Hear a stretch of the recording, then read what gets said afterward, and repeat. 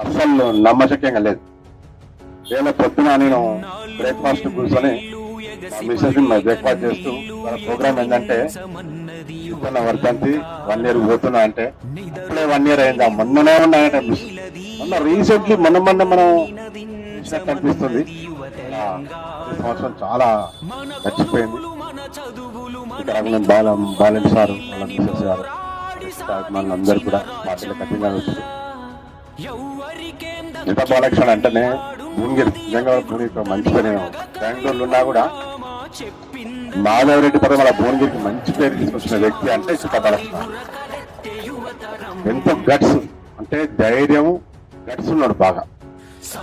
జిటా బాలకృష్ణకి నాకు 98లోనే మీ అందరికి అంత రాకముందుకే, పాలిటిక్స్ లో రాకముందుకే, ఎవరికి తెలవక ముందుకే నాకు ఉడా కాంప్లెక్స్ లో మంచి పరిచయం ఉన్న వ్యక్తి. అక్కడనే ఉడా కాంప్లెక్స్ లో జిటా బాలకృష్ణ వాళ్ళ సిస్టర్ గారితో ఉండేది. మా ఆఫీస్ ముంగటుండే ఆయన రూమ్ వెనుక ఉండేది, రెగ్యులర్ గా ఉండేది. అప్పుడు నాయకత్వ లక్ష్యం ఏంటంటే అప్పుడు ఒకసారి లోకలతోని మేము ఆడ ఎంప్లాయీస్ గా పనిచేస్తున్నాం ఉడా కాంప్లెక్స్ లో. బాగా గొడవైనప్పుడు మా పార్టీ ఆఫీస్కి వచ్చి సరే గొడవ చేస్తారు, మీకు ఏమైనా అవసరం ఉందా సార్, నేను ఉంటాను మీ తోడు అని గొప్ప వ్యక్తి. ఆ రోజు పరిచయం లేదు అంటే ఆ రోజు నాయకత్వ లక్షణాలు.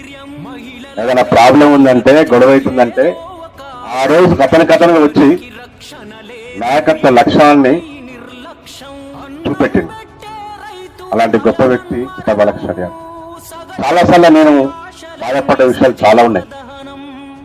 నిజంగా జిటా బాలకృష్ణ ఒక్కసారి నేను 2018లో చాలా బతలాడినాం.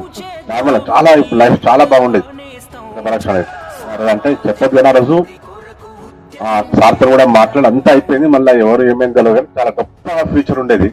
కానీ టైం ఏంటంటే బాగాలేనప్పుడు అన్ని కరెక్ట్ స్టెప్ లేకపోవడమే అయినా కానీ. లేకపోతే మన ఉమ్మడి నల్గొండ జిల్లాలో ఫస్ట్ తెలంగాణ వచ్చినాక మన మంత్రి కావాల్సిన వ్యక్తి జిటా బాలకృష్ణ. అతనే ఫస్ట్ 2014 తర్వాత ఎమ్మెల్యే గెలిచి మన నల్గొండ జిల్లాలో ముఖ్య పాత్ర వహించి మళ్ళా తెలంగాణ అభివృద్ధిలో పాత్ర తీసుకోవాల్సిన వ్యక్తి. అతని ఆశయ సాధన కోసం అందరం కష్టపడాలి. అందరూ కూడా ఈ కార్యక్రమానికి చాలా గొప్ప అందరూ కూడా అందరూ మళ్ళొకసారి పేరు పెరగడం జై జిటన్న.